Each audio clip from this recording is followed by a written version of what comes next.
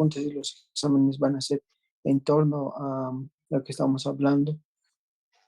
Y también vamos a tomar en cuenta igual la asistencia y todo esto. ¿Cuántos son ustedes en las clases? ¿El representante quién es? Yo, doctor. ¿Cuántos son en la clase, doctor? Como 100 personas son, doctor. Ya. Entonces vamos a empezar con con la clase ya. Ayúdame a compartir mi pantalla, doctor.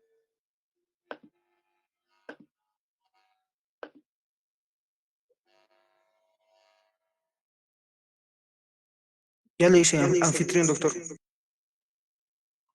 Ya.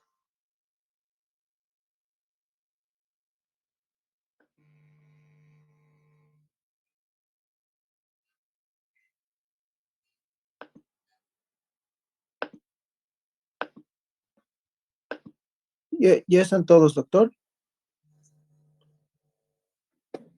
Unos cuantos faltan, doctor. Yo creo que ya van a entrar también. Tienen que ingresar todos. Más si es la primera clase. Luego ya vamos a dar una tolerancia de 10 minutos y ya van a tardar en entrar ya.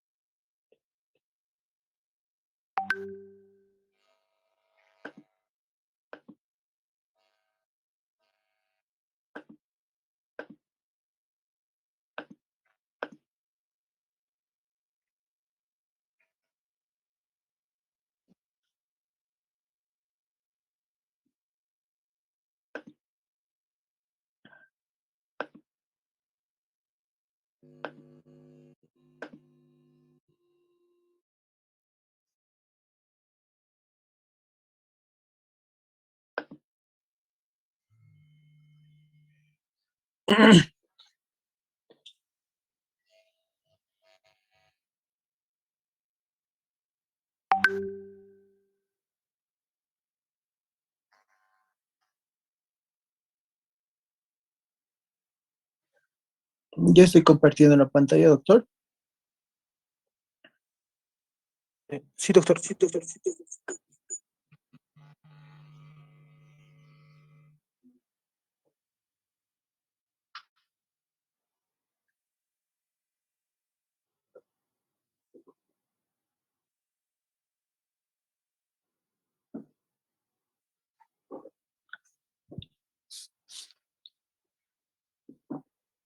Ya.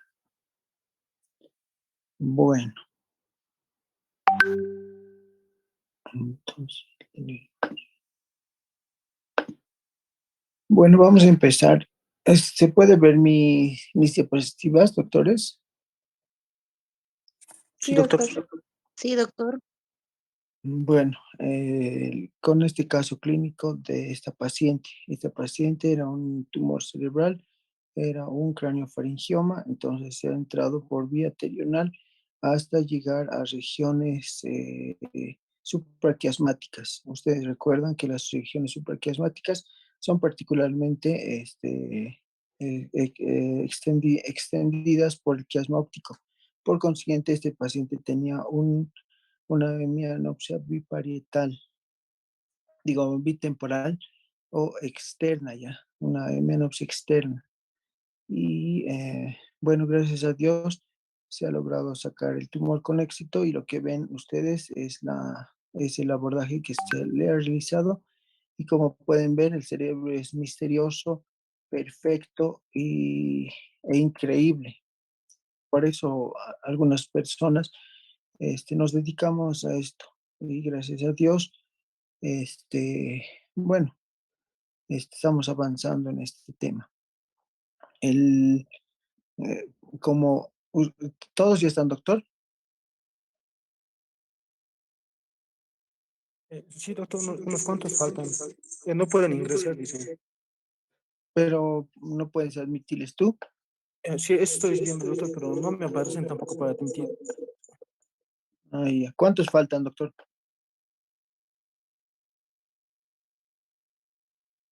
¿Ya están todos? Sí, doctor, faltan como unos 2 o 3 más.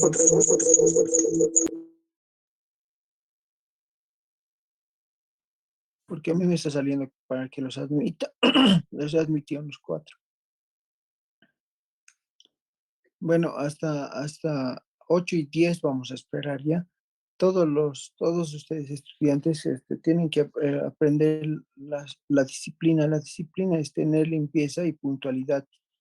Entonces, la puntualidad es muy importante, tanto en cualquier área que ustedes vean, ustedes quieran emprender. Entonces, eso les recomiendo.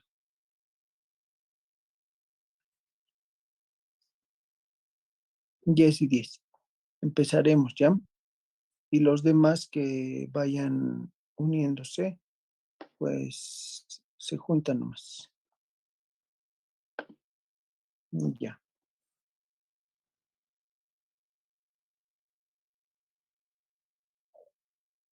Entonces, no se olviden nunca lo que dice Isaías 41:10, que dice que Dios está con nosotros y Él nos toma de nuestra mano derecha y nos sigue levantando. Así que no es tanto lo que nosotros hagamos, sino es que también Dios está ayudándonos y estamos con Él en todo lo que hagamos. Ya, muchachos, vamos a empezar. Bueno, empezamos con esto que dice que tenemos 12 pares craneales. Los 12 pares craneales ay, están, ya, bonito más. Bonito más le admitiremos. Ya, creo que ya son todos, ¿verdad?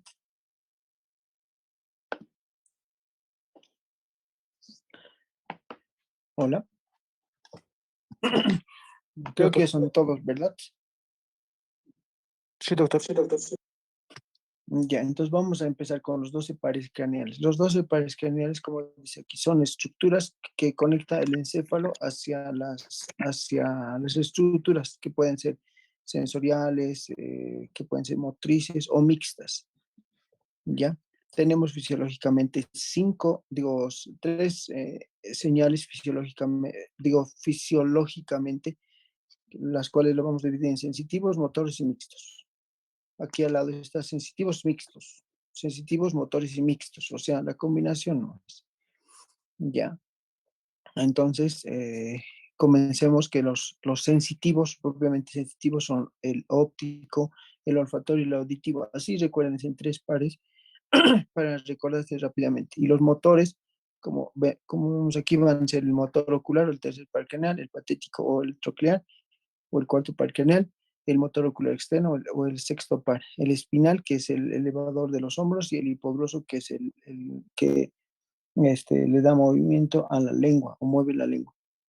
En cuanto al, en cuanto a los mixtos, son mixtos porque pueden sentir y pueden movilizar o estructuras, por ejemplo, el trigémino que tiene la función de sensitiva de la cara o sensitiva facial y la movilización de músculos más enteros.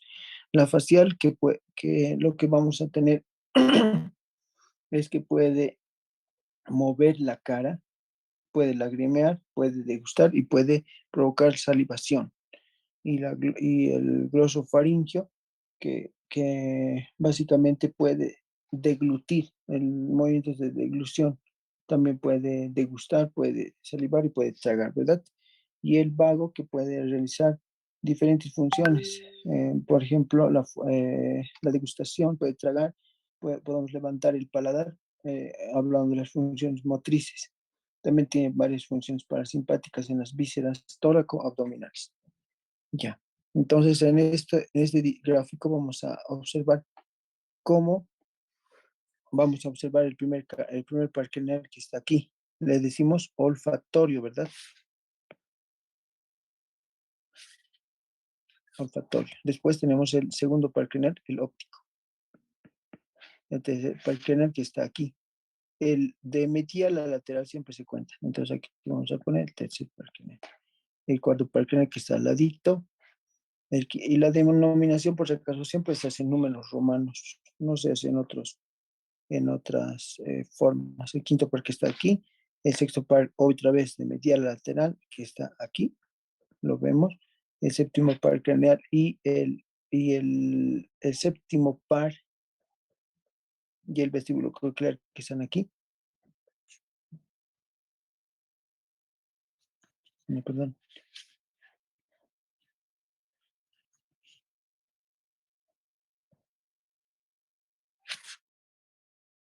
El sexto par que está aquí. Ay, caramba. El octavo, así vamos a poner, séptimo y octavo, que están aquí. Y aquí van a estar el 9, el 10 y el 11, que están juntitos. Aquí están los tres. Y este que es el hipogloso. Ah, sí, ahora sí. Entonces ahí tenemos todos los pares craneales. Ya, vamos a hablar de cada par craneal, su resumen, y vamos a pasar al siguiente par craneal. Ya, entonces tenemos dos orígenes, los aparentes y los reales. Los aparentes ya saben que es donde existe, donde se origina la masa encefálica, y el origen real es donde denotan sus fibras o donde estamos percibiendo las fibras que están saliendo del cerebro. Otra vez son sensitivos, motores y mixtos. ¿Qué es esto? A ver, bueno, no es importante. Empezaremos con el olfatorio. El olfatorio, como ustedes ya saben, tenemos varias estructuras nerviosas. Primero empezamos con las células bipolares, que son el origen real del nervio del primer par craneal, y el origen aparente, que sería el bulbo olfatorio, que estaría por aquí, por esta parte, encima de la lámina cribosa, ¿verdad? Por esta región. Ay, bueno, por esta parte, la parte superior. El nervio olfatorio tiene dos fibras, unas que ingresan hacia las regiones, hacia las regiones corticales, como el área olfatoria, que sería la estría digo, lateral, y la estría medial, que va a ingresar hacia lo que es el sistema límbico, como aquí pueden ver las estaciones nerviosas. Desde el bulbo olfatorio, el nervio olfatorio, y el área septal, que está por esta región, y posteriormente va a conducirse a la vénula. Mm, Todo esto está diseñado para que podamos hacer que este sistema, el sistema olfatorio, sea tan eficaz y tan eficiente que podamos recordar los olores y tener sensaciones y tener sensibilidad hacia los olores. Incluso el amor y toda la relación y las conductas sociales están mezcladas en el sistema límbico, ¿no? Y en la parte lateral, o sea, la estría lateral, que va a ir al área olfatoria del lóbulo frontal, va a ser básicamente para recordar y para entender qué olores estamos percibiendo.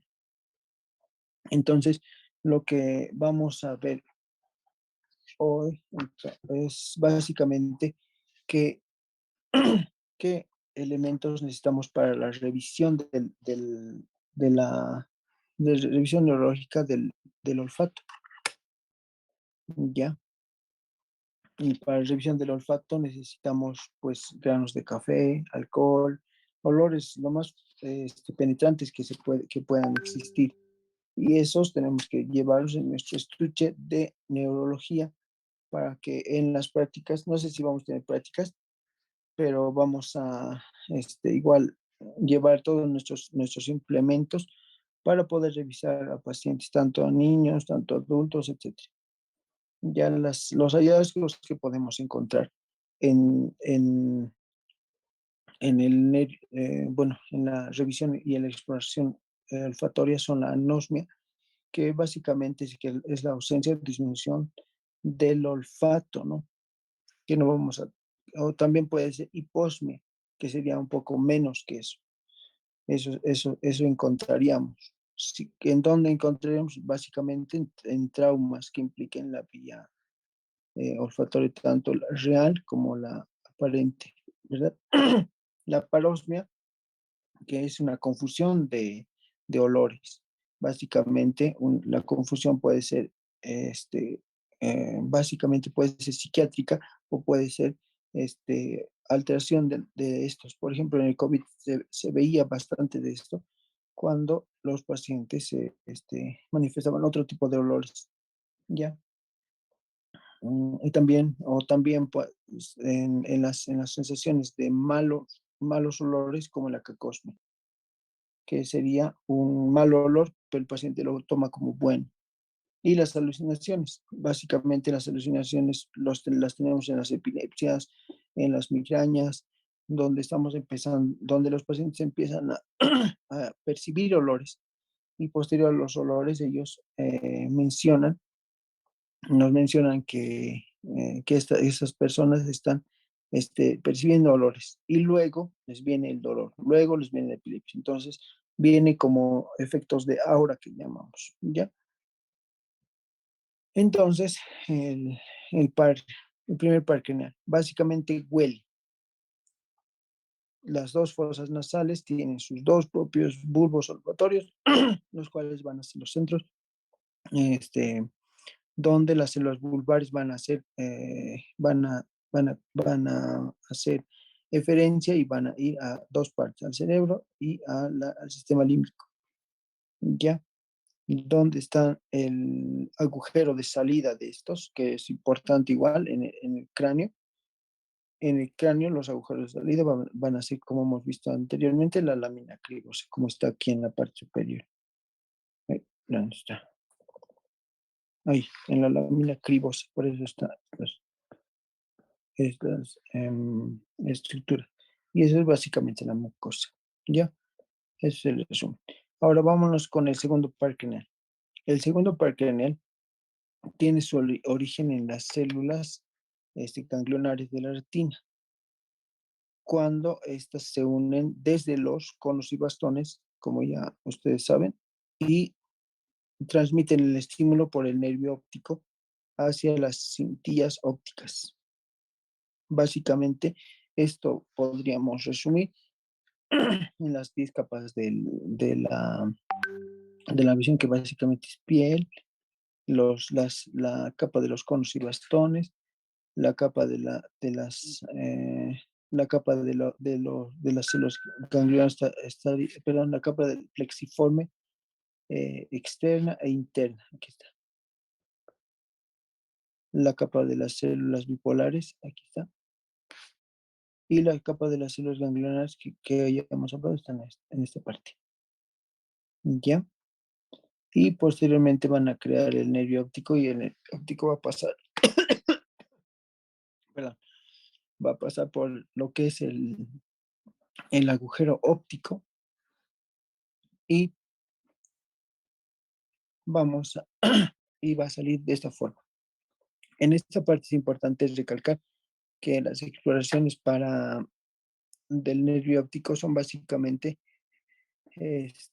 visuales, ecográficas, tomográficas, de todo tipo. Todo nos da información de cómo está el paciente, ¿verdad?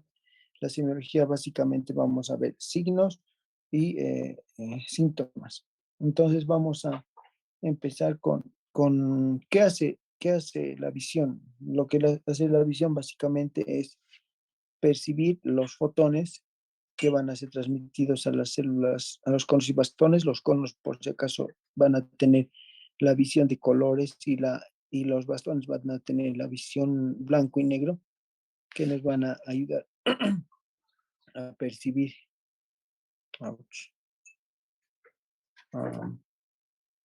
Estoy compartiendo mi pantalla. ¿Sí? Director, sí, doctor.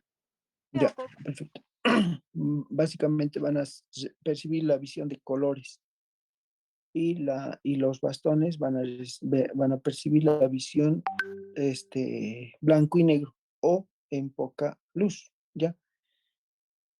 Esa percepción de colores va a ser dado por los conos y los bastones, que van a transmitir a las células ganglionares. Las células ganglionares van a tener dos partes, una que es la parte nasal y otra es la parte temporal, ¿ya? Estos son los campos nasales temporales. Pero, perdón, estos son los campos, esa es la retina temporal y nasal, pero estos son los campos temporales y nasales, ¿ya? Es un poco confuso, pero ahorita vamos a entender mejor. Entonces, el campo temporal va a entrar por estas fibras, las fibras mediales, y se va a decusar en la parte media, de esta forma. Todo lo que impida la, la, todo lo que impida como masas tumorales, como aneurismas u otro tipo de patologías, va a interferir en el campo visual, ¿ya? La ceguera, ¿cuándo se da? La ceguera se da cuando tenemos una lesión en toda la cinta óptica. Es la cinta óptica, ¿verdad? Vamos a hablar de las estaciones primero. Entonces, la primera estación es los ganglionares. Posteriormente vamos a tener el quiasma, que no es estación, pero es una estructura que necesitamos saber, que es esta parte, ¿ya? Posteriormente va a pasar a lo que son el cuerpo geniculado externo. Y el cuerpo geniculado externo va a mandar unas fibras a los colículos que le llamamos colículos superiores, ya en el mesencéfalo. Esta imagen que ustedes ven aquí es el mesencéfalo, que es lo más importante eh, para, la, para, el- para, la, para las vías ópticas.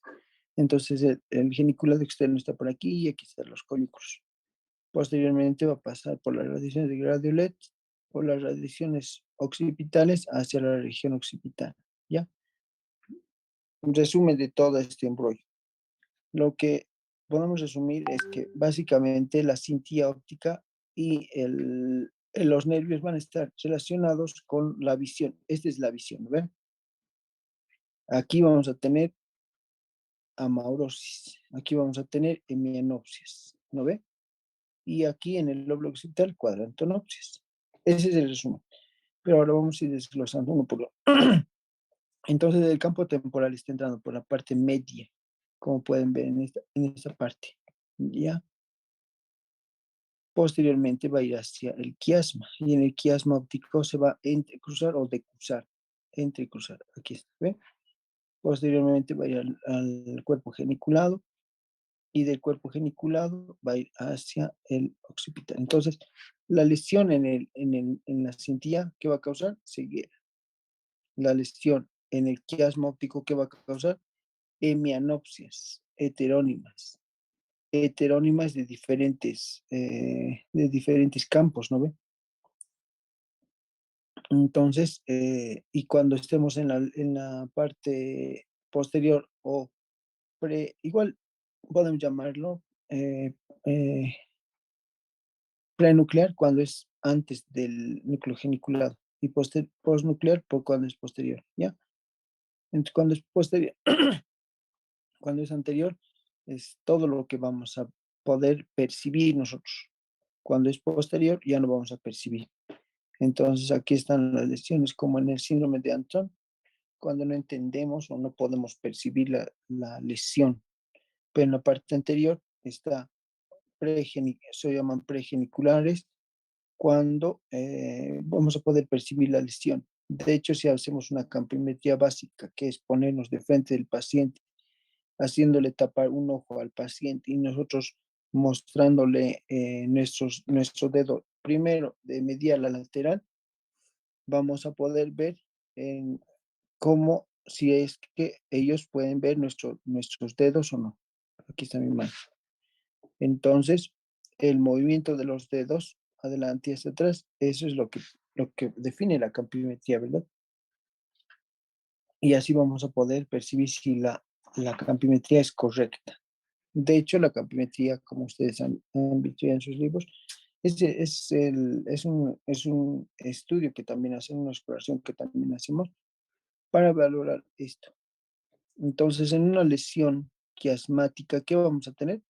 Aquí es el quiasma, ya les he dicho, como en mi foto de la primera diapositiva. Vamos a tener una hemianopsia bitemporal, ¿ya?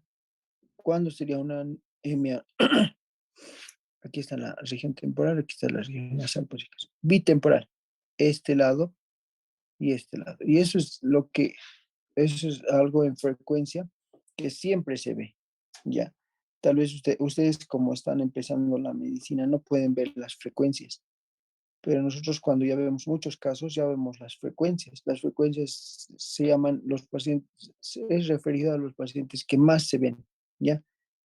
Y siempre se ve las semianopsias temporales, bitemporales. Esta es la B, ¿ya? ¿En quiénes? En los pacientes con alteraciones hipofisales. Hipófisis, ahí está. Eso básicamente. Entonces, en las hemianopsias homónimas vamos a ver el mismo campo, ya sea derecho o izquierdo, ¿ya? Y en las cuadrantonopsias vamos a ver tantos las partes superiores, mediales, inferiores o mediales. Pero esto que se llama la parte central del ojo, ¿quién sabe? La parte central del ojo, ¿quién sabe? Hola, creo que me he quedado solito en la clase. ¿Qué se llama la parte central del ojo? Doctor, buenas noches, la pupila. Ah, la parte central del ojo de los sesos, ¿no? Es la pero es parte que estamos hablando. ¿Ves? Te digo, que sea esa parte. Esta parte la llamamos mácula, ¿verdad? La mácula tiene una estructura central que se llama fóvea. Eso nos importa porque en las cuadrantonopsias, para diferenciarlas de otros procesos y alteraciones neurológicas, vamos a ver la cuadrantonopsia, pero la mácula o la visión macular va a estar intacta. También la papila va a estar intacta. ¿Entienden? Básicamente estoy diciendo que en las cuadrantonopsias vamos a tener un paciente que va a poder ver, pero que su lado superior y izquierdo, digamos, no va a poder ver. En ese caso, ¿dónde estaríamos viendo la lesión, doctores? Ustedes ya han llevado neurología y neurocirugía, ¿verdad? Entonces ya se ubican un poco. Es al revés, ya, es al revés. Esa es la sutura calcarina, ya, esa es la sutura calcarina. Entonces, las lesiones superiores van a tener cuadrantonopsias inferiores. Las lesiones inferiores, cuadrantonopsias superiores, ¿ya? Eso es lo básico que tenemos que saber.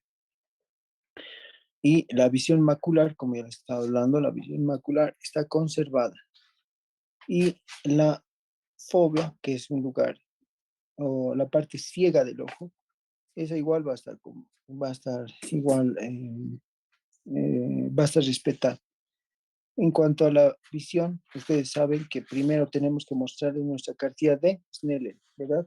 Para que podamos ver si el paciente puede distinguir o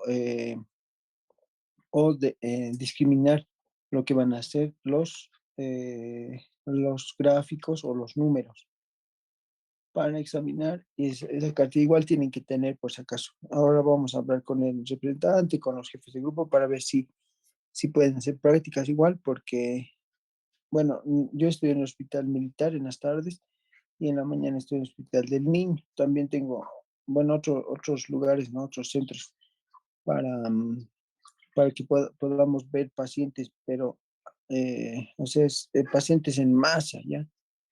Y sería ideal que ustedes vengan y aprendan con nosotros igual, para poder ir practicando, para ir poder viendo todo lo que se hace en la especialidad. Y también para que ustedes puedan discriminar qué quieren. Fácil, qué quieren. Clínica, quirúrgica. Así es. Si quieren quirúrgica, está neurocirugía, ya está. Si quieren neurología, es algo clínico, ¿verdad? Entonces sí, van a ir viendo. Y cuando ya entren en internado, ya van a ir valorando más esta parte, ¿no? Bueno, Posteriormente tenemos la exploración de fondo de ojo, ¿no?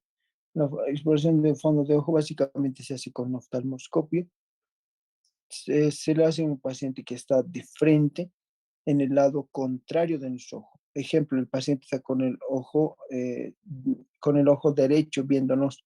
Entonces nosotros tenemos que acercar nuestro ojo izquierdo, acercar nuestro oftalmoscopio, que puede ser un oftalmoscopio sencillo, digamos un Wellchild, tranquilamente puede hacer la exploración. También deberíamos tener como aspectos importantes una dilatación de la pupila, que a veces lo logramos con las gotas de atropina, etc.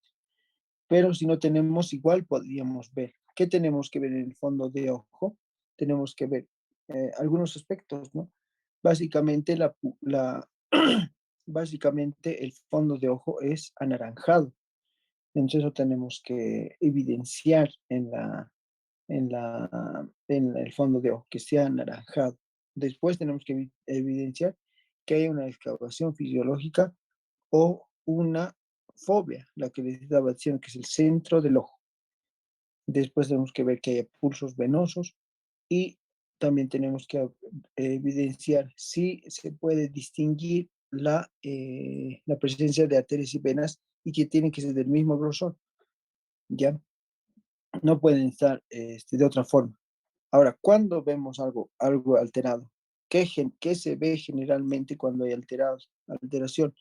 Es un paciente que ha llegado con la pupila dilatada del lado derecho. Es un paciente que ha llegado con un accidente de tránsito. Entonces, en esos casos, nosotros vemos con el oftalmoscopio y vemos bordes de las arterias mal definidos. Vamos a ver una excavación fisiológica o o una fobia, perdón, borrada. Y vamos a ver un color, en vez de anaranjado, rojizo. ¿Ve? Tenemos varias cosas para observar. Y con eso podemos determinar si un paciente está con un edema de papila, lo cual nos lleva a decir que este paciente está cursando con una hipertensión intracraniana. Otra exploración que ustedes van a ver es la exploración del fondo de ojo. Aquí voy a Doctor, mostrarles. Sí, doctor, disculpe, sí, la reunión dime ya va a nomás. terminar en 2 minutos. Pero ustedes no tienen Zoom ilimitado. No, doctor. Ay, carambas, eso tienen que exigirle al doctor Sangali. Él nos ha aclamado. Ya, cortalo y volver a entrar. Doctor, disculpe, ¿podríamos hacerlo por la plataforma de Google Meet, doctor? Ya, la Es que, próxima. Ahora haremos con Zoom. ya, doctor. Cortarlo y volverlo a entrar, doc.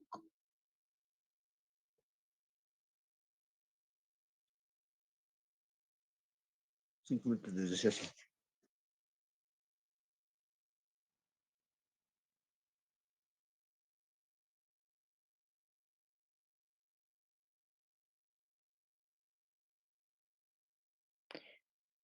Ay, ya, creo que ya está, ¿no? Si no pueden entrar, envíen al chat y díganme ya. Ay, ¿dónde estamos?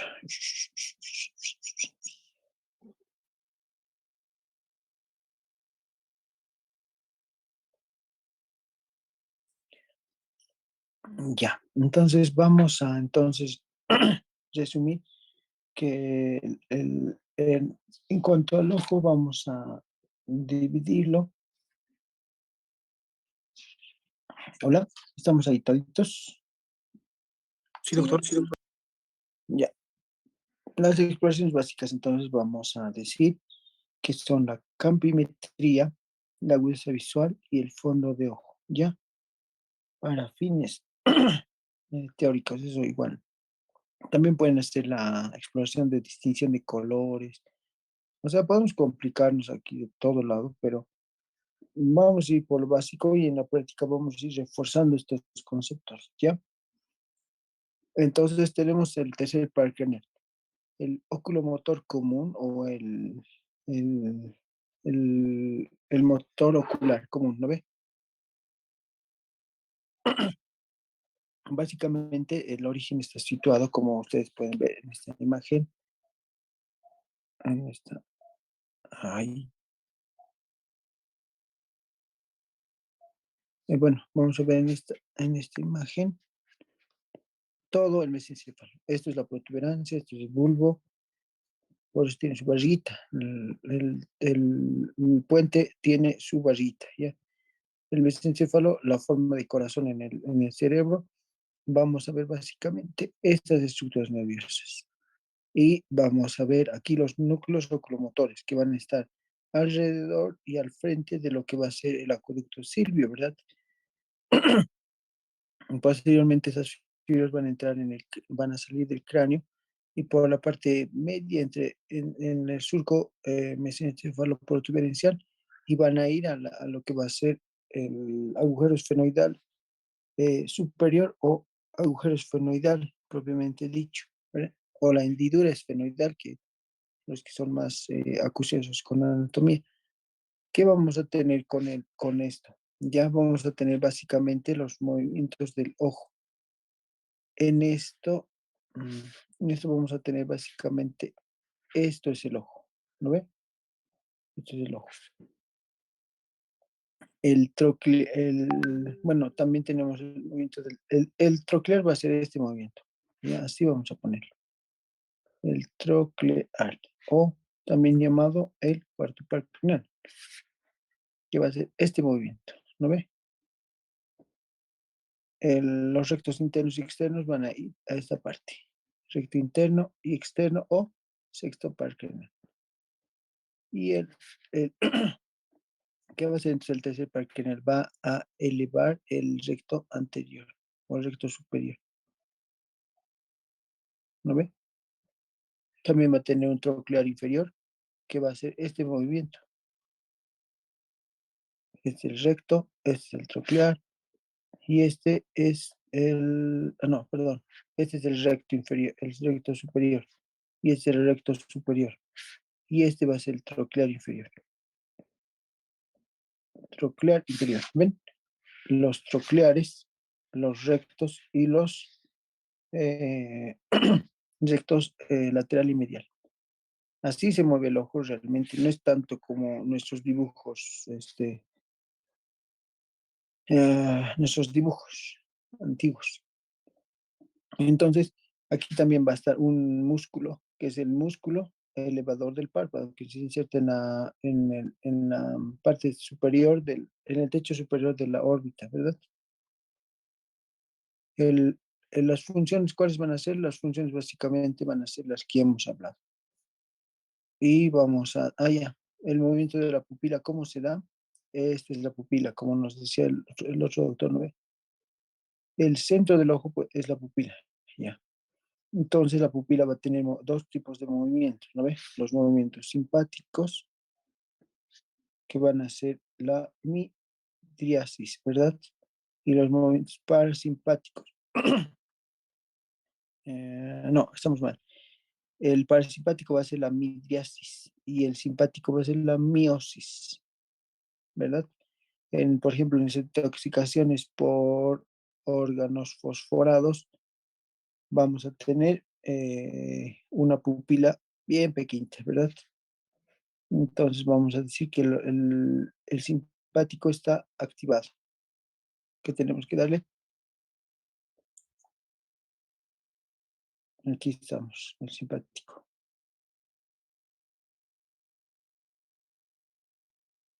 Entonces tenemos que darle atropina, ¿no ve? Que es el antídoto. Entonces, básicamente así es nuestra exploración del tercer par craneal. En el tercer par craneal, ustedes tienen que saber que tenemos básicamente algunos movimientos como la ptosis, ¿verdad? Ptosis cuando se dice cuando el elevador del párpado está desactivado, por lo tanto no hay elevación porque el movimiento es elevar el párpado. Entonces vamos a tener ptosis palpebral, un ojo que se desvía hacia dónde, hacia el sexto par craneal, hacia la parte externa. Vamos a tener una parálisis del ojo hacia adentro, También podemos tener una midriasis o una reflexia pupilar, ¿verdad? Esas son los dos condicionantes que podemos ver. También hay otras pupilas que ustedes ya saben, como las pupilas de Argyll-Robertson, que estamos hablando de una pupila que tiene una forma irregular. A ver, ahí vamos a hacer. ah, una pupila irregular o también puede ser retraída con una retracción ciliar. Vamos a tener una pupila que no va a obedecer a la luz, no va a reaccionar a la luz, pero sí a la convergencia, ¿no ve? Esa va a ser la pupila de Argyll-Robertson. Es como si fuera, en resumen, un paciente que está mirando algo de cerca, ¿verdad? Y su ojo está mirando hacia la parte interna. Esos son los dos ojos y está mirando hacia una moneda, digamos. Parece una cara. Y esa es la pupila de Argyll-Robertson. Argyll-Robertson. ¿Ya? Y la otra pupila es la pupila de Adi, que va a ser básicamente una pupila que va a caracterizarse por una midriasis ligera.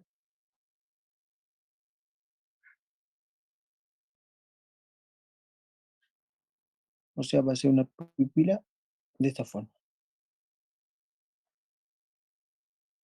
Esa es la normal. Y esta es la midriasis ligera. Además, está acompañada de visión borrosa. Ya, es como cuando le metemos una gota de atropina a la pupila, que se hace mucho en la práctica clínica, para ver el fondo de ojo, ¿ya?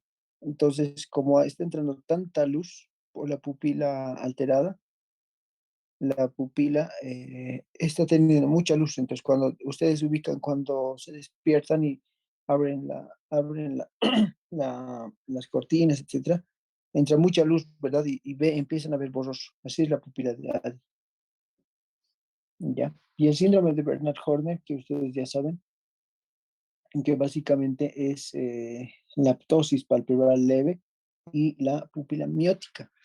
Entonces vamos a poner una pupila pequeña,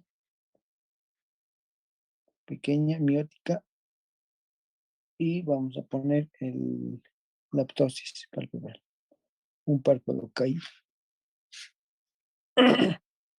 Bernard Horner, ¿ya? Y si está cerca de la carotidia la lesión, nos refiere que puede haber anhidrosis y vasodilatación. ¿Por qué? Porque por el estímulo simpático cervical. ¿No ves que vamos a tener un rostro que no va a tener, que no presenta sudoración, no sudor, pondremos aquí, y vamos a tener vasodilatación, o sea, va a estar la cara roja.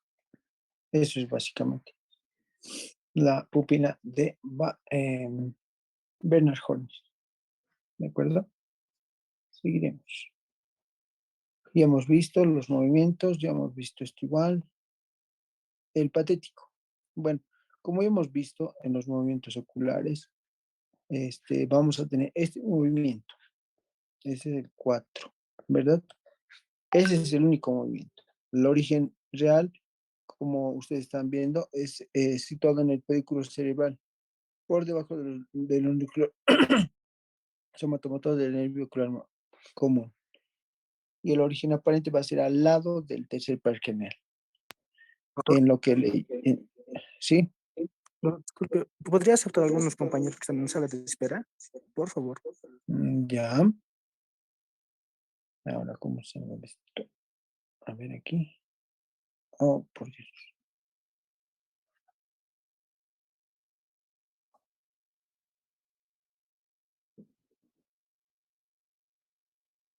Zoom. Aquí. Ya. Me van a decir nomás porque luego se pierden. El examen va a ser de estas cosas y van a resultar perjudicados, ¿no ve? Y no queremos eso, queremos que todos aprueben con buenas notas para que, para que muestren, ¿no?, lo que saben. Entonces estamos ahí. Entonces vamos a repetir para los compañeros que no han entrado. El óculo, digo, el patético hace este movimiento. ¿Listo? Este es el otro ojo, por si acaso. Siempre dibujamos el derecho, ¿ya? Este es el otro ojo, entonces este haría lo contrario. ¿Por qué? Porque las fibras musculares están insertadas en la parte superior y van hacia lo que se llama la fosita troclear, que estaría en lo que es en la órbita, ¿no? Es que tiene cuatro caras en la parte superior. Y así va este músculo. Entonces, viene aquí, hace la contracción y mira hacia abajo. Ya eso es el troclear. También es bueno esto de los, de lo, del, del frenillo de los colículos inferiores, porque aquí está el colículo inferior, ¿verdad? Colículo inferior, colículo superior, avénula. Entonces este frenillo, eso dice aquí, eso está muy bueno de esta presentación.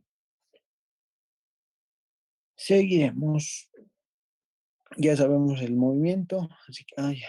Estos son los movimientos más claros, por si acaso, ¿ya? Igual les voy a pasar las presentaciones, no hay problema. Tal vez los dibujos, ¿no? Porque los dibujos que se están borrando.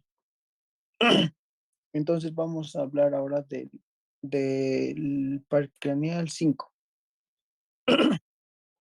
Bueno, antes recordatorios de los pares craneales.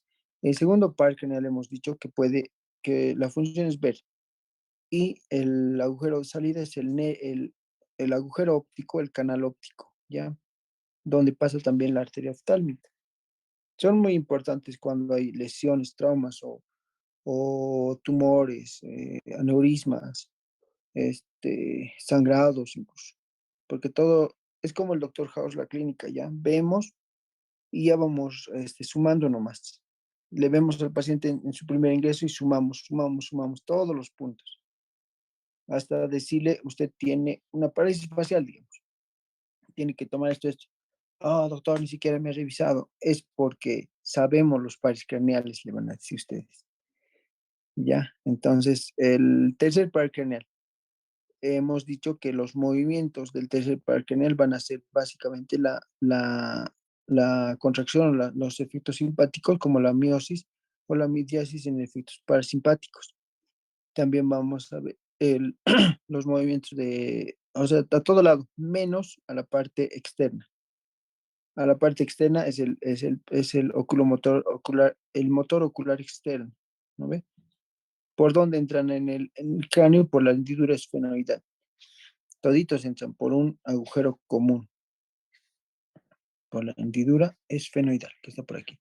Y el otro, el segundo par craneal, por su propio agujero, el agujero óptico. Bien, entonces el motor ocular externo, también llamado abducens o motor ocular externo, ¿no? Eso es, ya, como ya hemos visto, va a ser el movimiento externo del ojo. El trigémino, ahora vamos a entrar al trigémino.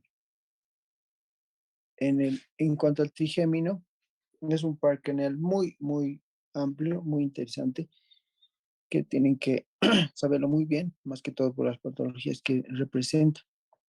Primero vamos a ver el núcleo sensitivo del trigémino, que es este, ¿ya? Vamos a tener un núcleo motor, que es este. Vamos a tener, lo siento, vamos a tener un núcleo salival, que es este. Y vamos a tener ¿dónde está? Un núcleo ambiguo, que es este. Perdón, un núcleo solitario, que está por esa parte, que es básicamente la continuación del núcleo sensitivo del trígeno. Esos son sus orígenes reales, ¿ya? Que básicamente así se dividen, ¿no ve? Aquí está la protuberancia, todo esto es la protuberancia, ese es el bulbo y este es la médula. Se recuerdan las alas grises y las alas blancas, pues básicamente es el ala del hipogloso, la blanca, y la ala gris es el vago. Y en las partes superiores vamos a ver lo que es el núcleo motor del facial y el abducens. ¿Ven? Bueno, eso igual se puede ver nosotros en las operaciones cuando hemos entrado hasta estas regiones, nos hemos cortado lo que es el velo, el velo, no, no, no, cerebeloso.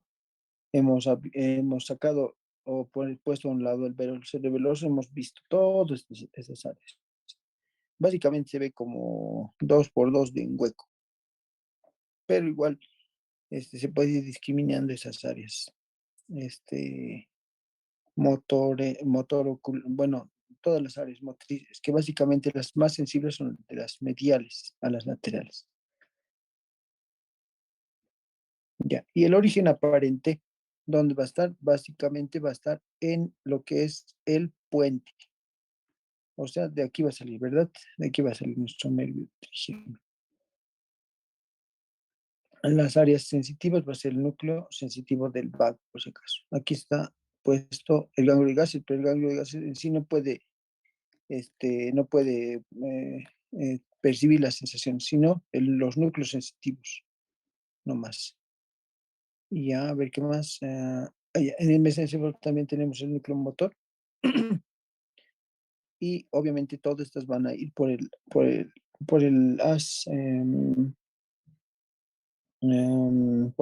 por la cintura de Rey, llevando todo hacia la corteza somatosensorial o áreas 5 y 6 de Brodmann para la sensibilidad, ¿no ve?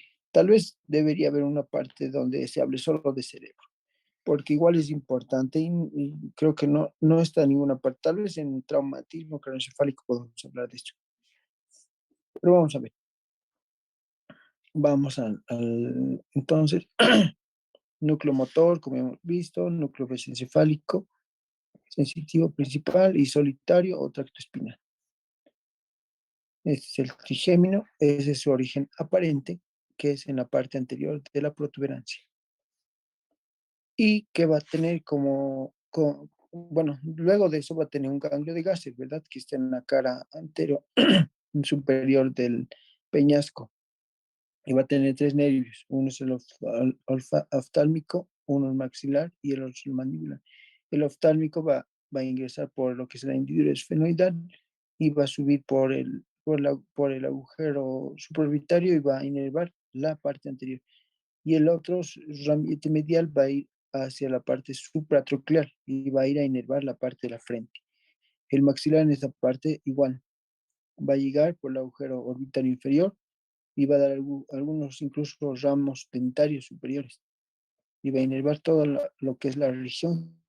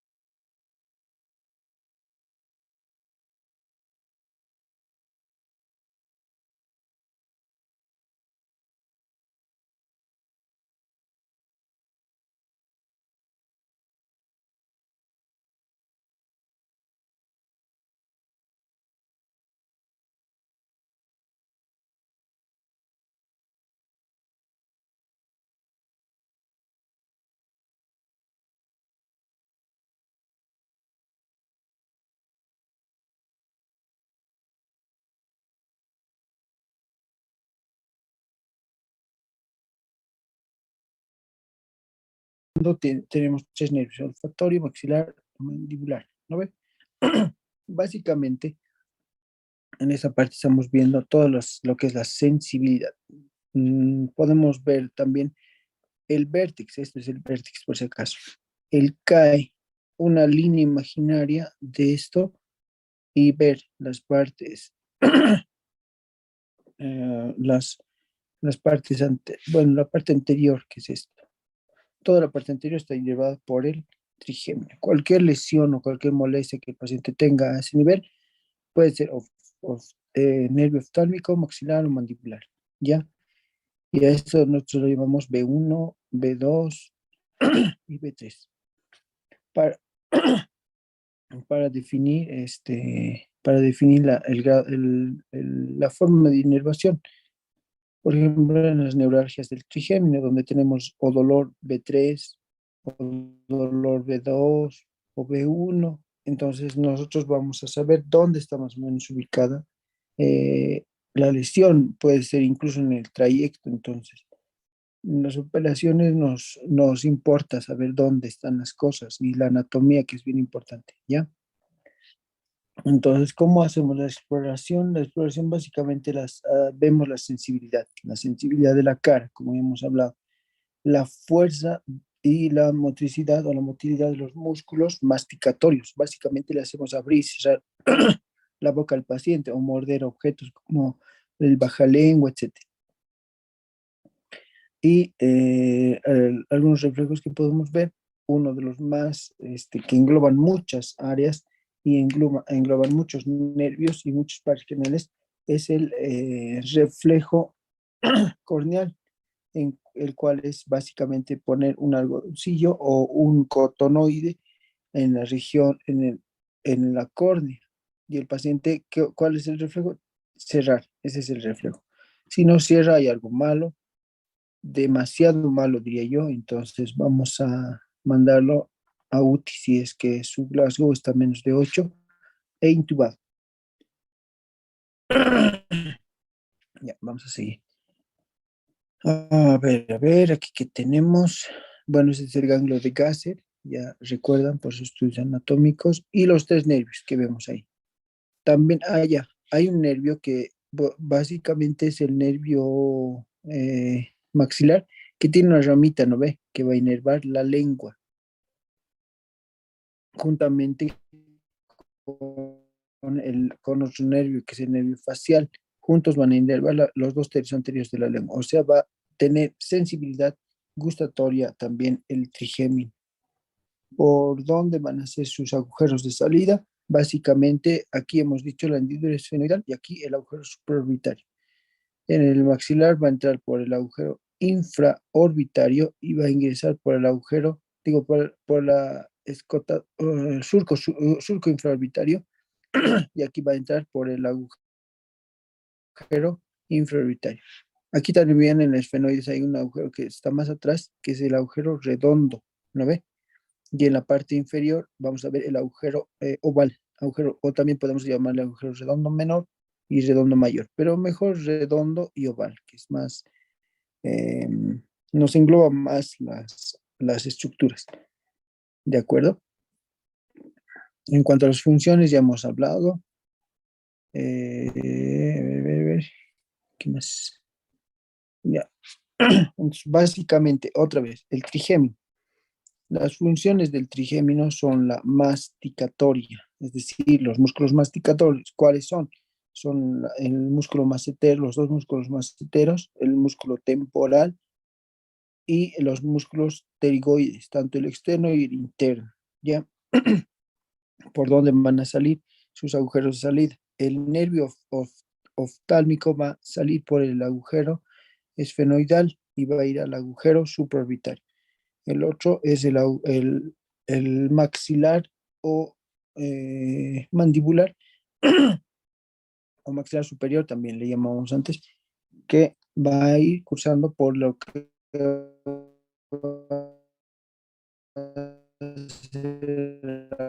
agujero redondo, llega al agujero infraorbitario, inervar toda la parte de la región genial.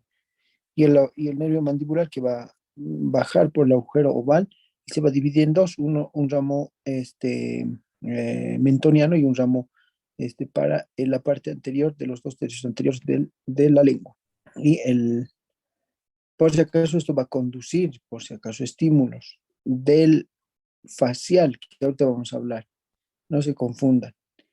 El que va a recibir estímulos gustatorios es el facial, no el no el quinto parquenal, por si acaso. Y va a descender por el agujero mentoniano hacia la parte de todo el mentón que va a inervar. Ahora vámonos con el nervio abducens. El nervio abducens, ustedes ya hemos hablado en el motor ocular.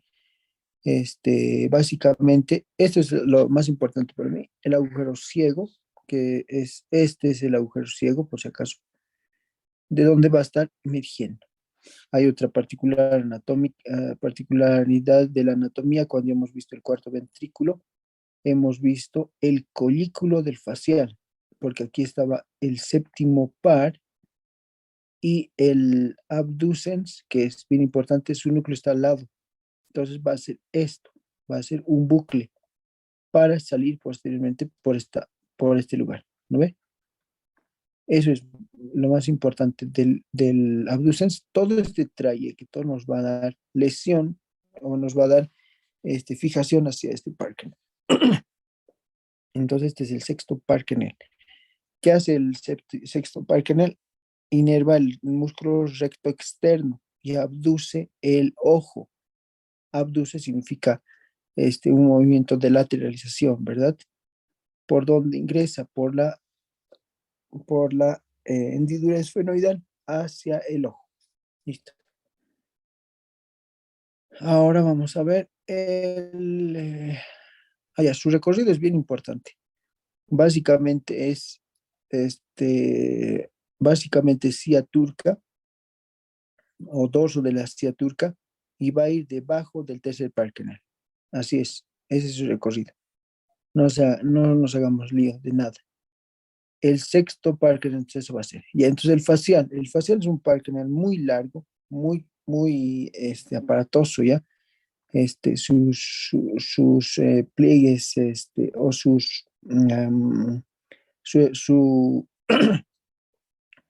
cómo va cursando por la porción petrosa, cómo va saliendo por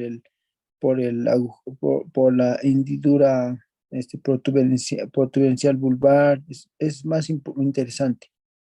Básicamente del nervio facial tenemos que saber lo que son las parálisis faciales, primero, ¿ya? Y eso para que se nos quede siempre claro a todos. Es la carita. Si estamos hablando de una parálisis central, estamos hablando de la mitad de la cara. ¿Listo? Si es una parálisis periférica, toda la hemicara. Pero esta es la parálisis facial periférica, digo la central, y esta es la periférica. Nada más. Ahora vamos a ir con los núcleos motores. Los núcleos motores están ubicados, como hemos visto, en la región de la protuberancia en la parte posterior. Y los núcleos sensoriales están ubicados en la parte inferior del peñasco, pero esos están recogiendo las señales, como hemos dicho. ¿Por qué? Porque tenemos que mover la cara, ¿verdad? Y tenemos que salivar. Aquí le vamos a poner la salivación, ¿ya?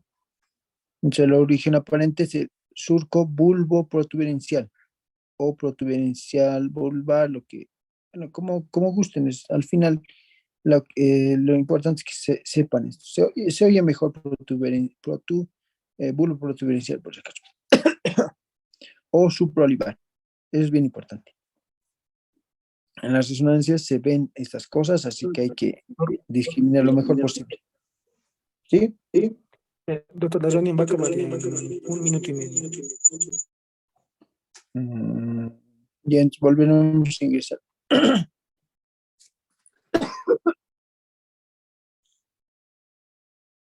Derecho y otro hemisferio izquierdo, que posteriormente van a ir por los haces geniculados hacia el nervio facial va a venir uno de aquí y otro de aquí. O sea, va a tener dos hemisferios cerebrales. Por lo tanto, no tiene una correspondencia. Entonces va a inervar esta parte de la cara, ¿ya? Pero la otra va a estar desconectada. Cuando tenemos una parálisis facial central, digo, periférica, van a estar las dos afectadas, en las dos partes. ¿Cuáles son las funciones? Básicamente son que pueda mover el orbicular de los labios. Eso significa que va a retraer la boca hacia la parte externa, va a arrugar la frente con el fronto occipital. No va a poder realizar el movimiento del corrugador de los ojos, tampoco de los orbiculares, etcétera.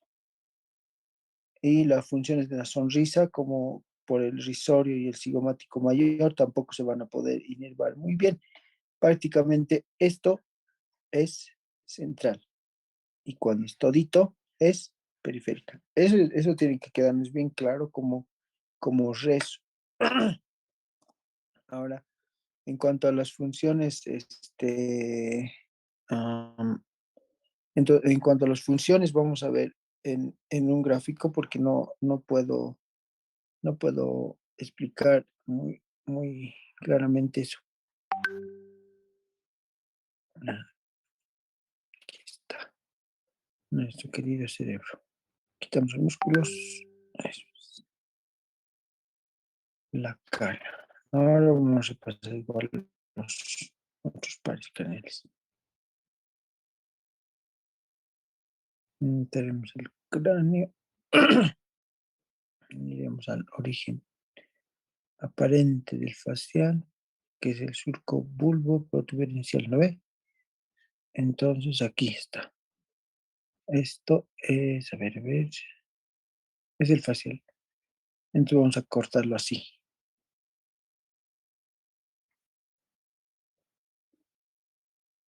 Bueno, este es el facial, ¿ya? Las funciones que vamos a ver están en torno a esto. Caramba, se está poniendo rebelde. Ya. Entonces, vamos a ver en la región infratemporal o terional el ingreso hacia lo que va a ser la parálisis. Después vamos a tener un nervio cérvico-facial, perdón, temporofacial y cérvico-facial. Estas dos. Esto lo borramos. Así va a ser dos nervios con el que movemos la cara. ¿Cuáles son las funciones del lagrimeo?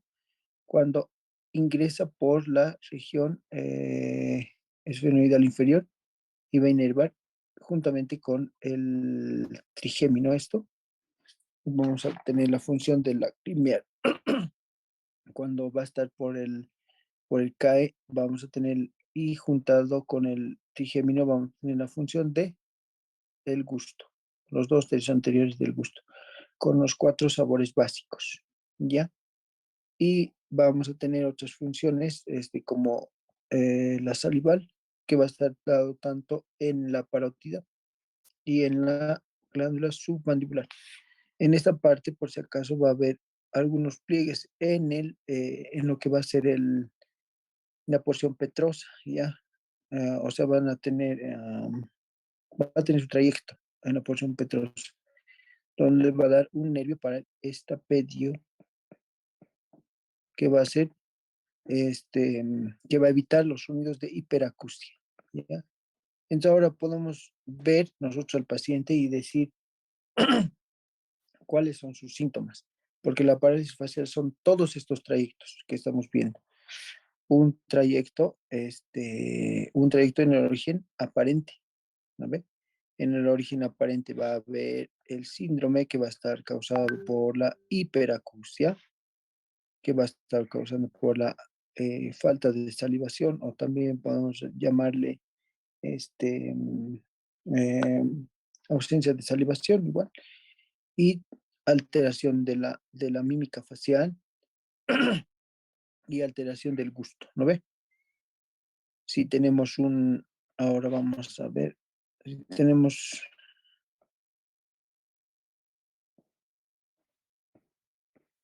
tenemos una alteración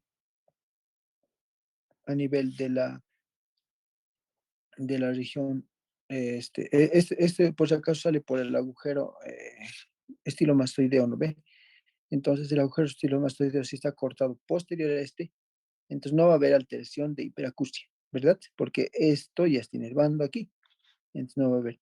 Pero sí va a haber alteraciones de la salivación, incluso otros le van a decir síndrome de Sjögren, y vamos a tener alteración de la parálisis facial. ¿Qué parálisis facial? Va a ser la periférica, ¿verdad? La central va a ser dentro del cerebro, por si acaso. O sea, en sus orígenes reales o directamente en hemisferios cerebrales. ¿Ya? Por eso cabe las parálisis faciales periféricas. Vamos a tener alteraciones del lagrimeo también, o epífora le llaman. Entonces vamos a ver si tenemos alteraciones más periféricas, solo alteraciones, digo, solo una parálisis facial periférica más epífora, ¿no ven? Eso es el resumen el resumen del nervio facial. Ahora vamos a volver a nuestras dispositivos para hablar de la audición. La audición en general es bien importante. Hacemos dos pruebas básicas, una prueba del equilibrio o del Romberg y la prueba de Weber y Rine, ¿ya? ¿Cuáles son los órganos que inerva la audición? Básicamente es el órgano de Corti, que es el que va a recoger toda la transmisión este, auditiva de lo que van a ser, de lo que van a ser de lo que va a ser el, em, el caracol coclear, y la mácula y el urtículo que van a ir al ganglio de Scarpa, que van a recoger todo lo que es van a recoger todo lo que es la inervación de la cóclea, ¿no? De la cóclea vestibular, de las rampas vestibulares. Y ellos van a ir conduciendo el estímulo hacia lo que va a ser el nervio auditivo, que va a ingresar al cráneo por lo que va a ser el KI, le llamamos, o el agujero auditivo, KI, el agujero auditivo interno, ¿ya? Son bien importantes los agujeros, por si acaso, porque son preguntas de exámenes de residencia, son preguntas parciales, vamos a preguntar aquí en nuestros exámenes, y también nos enfoca a lo que es la anatomía, de la anatomía tomográfica y de resonancia. Y a partir de eso nosotros vamos a ya poder tener y sentar bases clínicas, patológicas, para saber qué vamos a hacer, ¿entienden? No, bueno, en la residencia ustedes no solamente ya directo van a entrar a operar, sino van a tener que estudiar estas cosas. Y si las estudian cercanamente ahora, entonces va a ser súper fácil y ya vamos a entrar a las cosas quirúrgicas nomás, si es que van a ser nuestros residentes u otras cosas. ¿Ya? Los, el sistema vestibular, el Romberg. El Romberg es básicamente el equilibrio que una persona puede demostrar en una línea, básicamente así se hace que el individuo camine en una línea con los pies, con los pies casi cruzándose, ¿ya? Cruzándose con los pies, y vamos a ver si hay equilibrio o no. Eso vamos a ver igual en la práctica. Y las pruebas de Weber, que es básicamente poner un diapasón. Un diapasón es una estructura que va a tener una vibración, una cierta onda, frecuencia de onda, y vamos a activar el diapasón. Entonces vamos a ver en la parte frontal y vamos a ver qué ocurre en el oído afectado. Hay algunas posibilidades. El paciente dice, no puedo oír del lado derecho, digamos, de este lado. Entonces, vamos a poner con la prueba de Weber o de Rine, que sería en la raíz de la porción cigomática, lo mismo es, ¿ya? Entonces vamos a ver cómo se conduce este estímulo hasta los huesecillos. Y vamos a tener, de lo que no escucha, vamos a tener una buena percepción del sonido. A eso le estaríamos llamando una prueba de Rine o Weber positiva, ¿ya? Y nos dice que hay una, mm, una sordera o una hipoacusia de conducción. Conducción. El caso contrario vendría a ser que el paciente no escuche con este oído derecho. Le hagamos la prueba de Rin, el sonido pase a través de sus huesecillos y no escuche de la misma forma. Aquí estamos viendo que escuchaba, ¿verdad? Pero aquí no escucha. Entonces es una prueba de Rin negativa en una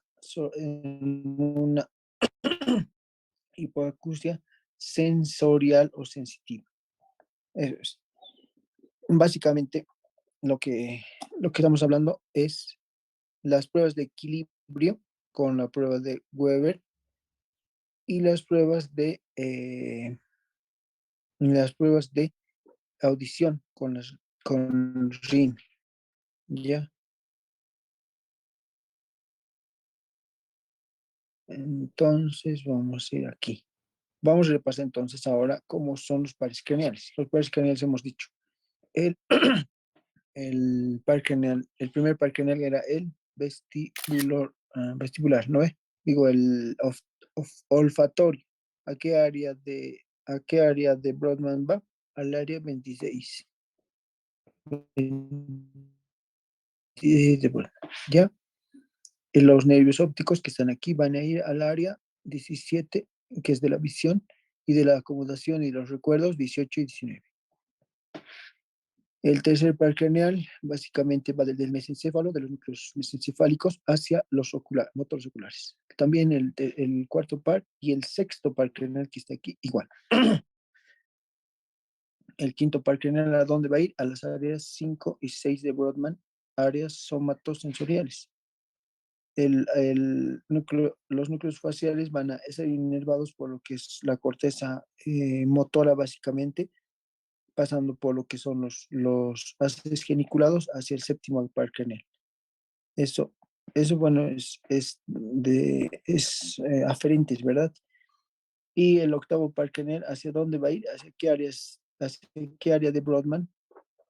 Hacia la 42, ¿no ve?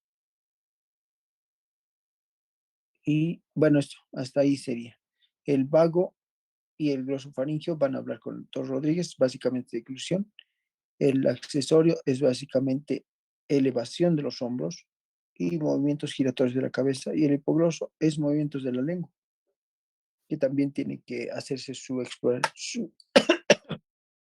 también tiene que hacerse una exploración, ¿verdad? ¿Alguna pregunta, muchachos? Díganlo con toda soltura, no se preocupen. Vamos a intentar responderles. Por si acaso, esta es la fosa anterior,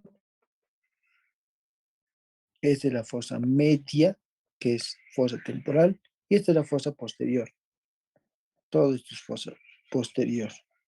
Esta es fosa media y esta es fosa anterior. Y las lesiones las vamos a describir de esa forma igual. Ya. ¿Alguna pregunta, muchachos?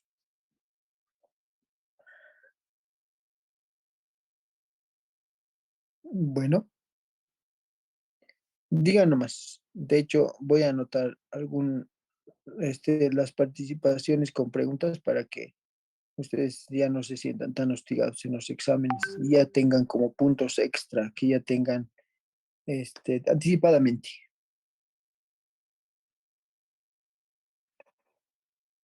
Así que pregunten, por favor.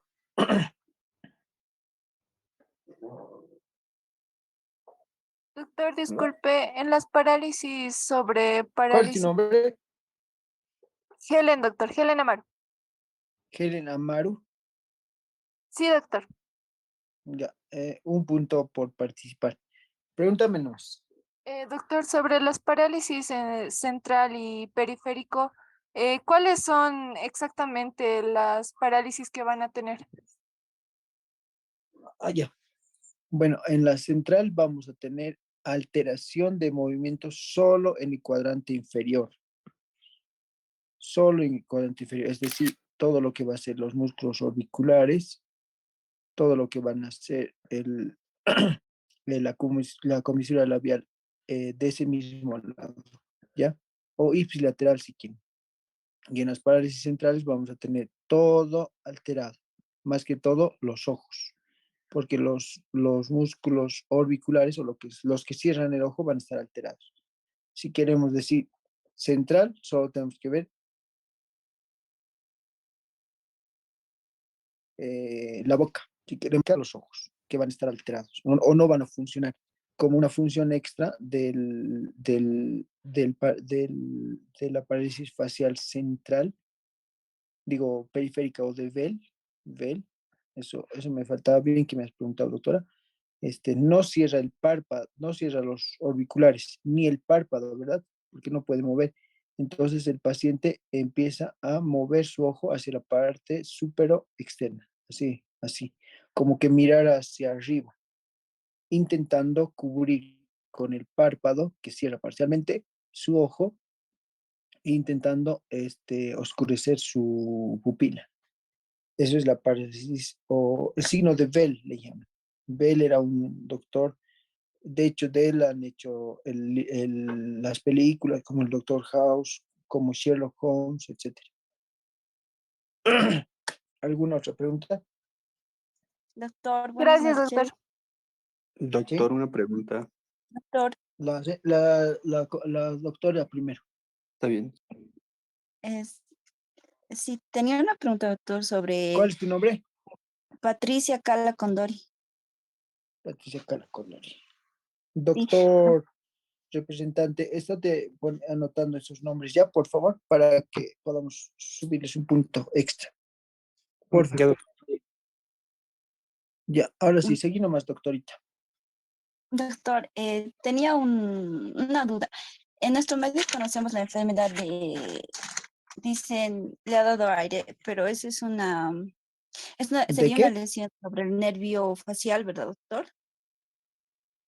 ¿La enfermedad de Es qué? cuando, en nuestro medio lo ¿Cómo? conocemos como le ha dado aire, dicen, pero es cuando hay una parálisis de la mitad de la cara, doctor. Ya. Tenía, ajá. No, no te escucho bien. ¿Qué enfermedad dices?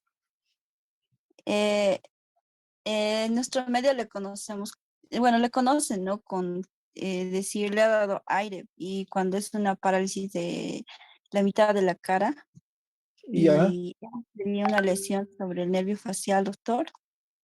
Ah, ya. Esa es una Sí, buena pregunta.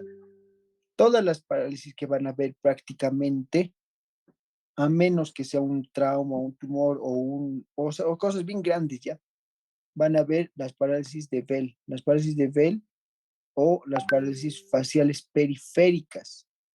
Son cuando los pacientes vienen con sus caritas chuecas.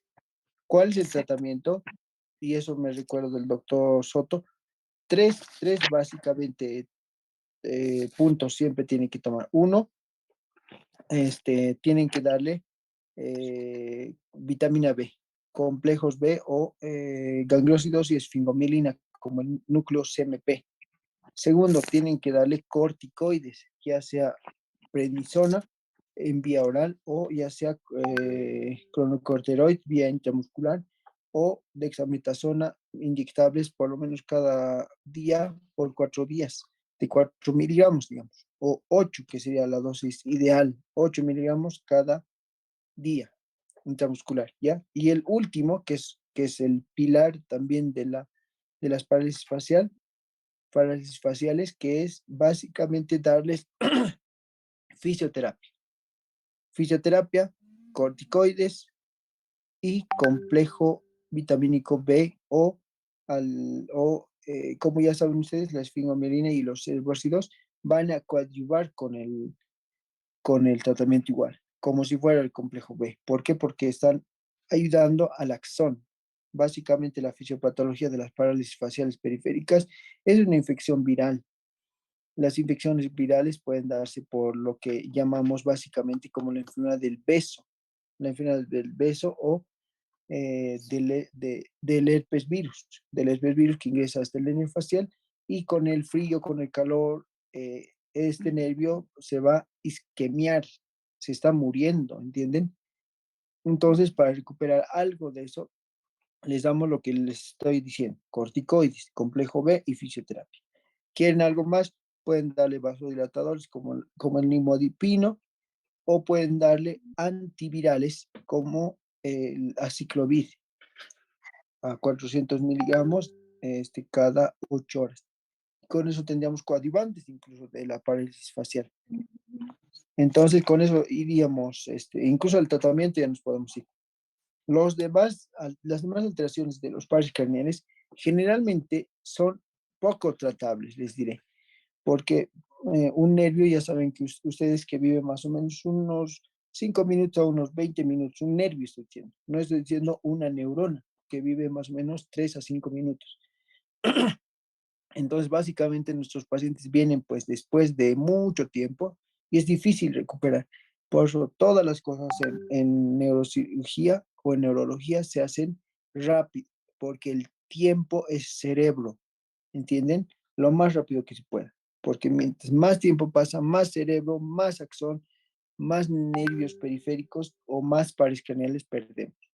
Eso es. A ver, una pregunta más. Un muchacho estaba Doctor, hablando. doctor, Una aquí consulta. el siguiente. Sí, habla nomás, doctor.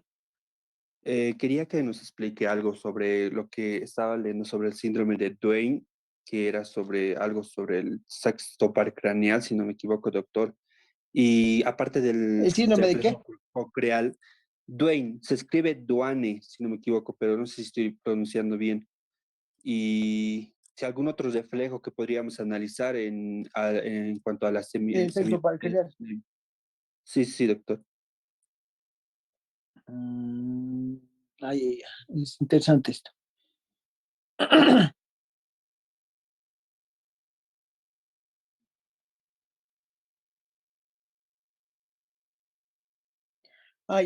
Ya sé de qué estamos hablando. El sexto par craneal básicamente va hacia la aducción del ojo hacia la parte externa. En el síndrome de Duane vamos a ver una alteración de la motilidad ocular hacia la parte externa, igual con retracción y estrechamiento de la hendidura palpebral asociada a todo esto, este síndrome, ¿no? Entonces, lo que generalmente, esto hemos visto alguna que otra vez, es bastante infrecuente el síndrome, de hecho, pero se debe a que en la hendidura esfenoidal que estamos viendo como entradas de los agujeros, no se ha descrito mucho en la literatura, o sea, en las aplicaciones quirúrgicas. Entonces, lo que se hace actualmente es una retroinserción del recto medial al lado afectado, o sea, una transposición de los músculos de los rectos verticales hacia este músculo. ¿Para qué? Para darle una sintonía, porque vamos a tener con una alteración un estrabismo divergente, ¿verdad? Entonces, ¿para qué? Para corregir más o menos la forma de la visión. Esto más que todos los oftalmólogos lo realizan, pero eso están haciendo podríamos hacer un cambio, ¿no? Un agrandamiento del agujero esfenoidal superior, que sería bastante sencillo para nosotros, pero la funcionalidad del nervio no podríamos tenerla, entonces tenemos que hacer una retroinserción del recto medial del lado alterado hacia la contralateral, porque ubican qué es el anillo de Sim, ¿verdad? El anillo de Sim básicamente es el tendón que está manejando el ancla de los cuatro nervios, digo, de los cuatro músculos orbitarios. Entonces, básicamente vamos a tener recto superior, recto inferior, todos esos van a estar colocados, anclados ahí. También el recto medial. Entonces, lo que están haciendo el síndrome de Down, que ya les he dicho que es básicamente el estrabismo. Nosotros vamos a ver un paciente con estrabismo. Vamos a retroinsertar el recto medial del lado afecto al contralateral. Es decir, ¿a qué músculo? Contralateral, al recto lateral. Digo, al recto medial. A ese hay que retroinsertar. Son técnicas quirúrgicas, ¿no? Y es un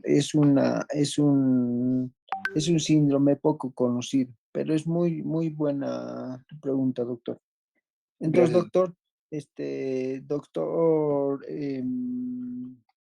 representante, anotarles un punto a estos doctores, por favor, y Está bien, vamos a doctor. despedirnos. Espero que hayan aprendido mucho, doctores, y que su inquietud nunca se quede solo en lo teórico, ¿no? Que vayamos explorando todo un mundo, un mundo de síndrome, de signos para ayudar a los pacientes de toda forma. Igual tienen mi contacto, mi número, les voy a dictar mi número para que si es que ustedes tienen alguna pregunta o duda, o si no sé, cualquier cosa que necesiten, me digan sin problema, no tengo ningún problema. Y también para que si es que hay algún reclamo o alguna molestia, me digan así directamente, ¿ya? Anótense el 60 54 96 73. Eso es, ¿ya? Bueno, nos despedimos, doctores, que les vaya muy bien, éxitos en su estudio.